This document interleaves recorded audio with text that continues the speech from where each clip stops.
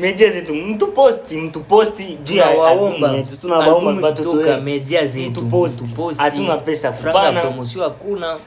Ba influencer kabetu tu supportiani ba artiste benu na ba patron wetu mwenye iko na uwezo wa kusaidia Bagresi akisaidia. Bagresi haina management ya kusema seme iko na uwezo, hakuna. Tuko tunaenda tunajisukuma vile bila akili kama Bagresi haiko hapa kwenye iko, lakini sio kusema seme pesa. Hapana. Tuko na wale watu ambao wanatusukuma tunafika mpaka hapa, sio management ya kuinvestia na tunafikia pale kwenye bengine mnabaonaka vile. Tuko na timu ya watu wenye wiko na akili lakini hawana pesa ya kufanya tufanye vikubwa venye moyo mnakuwa na oblige mfanye hiki.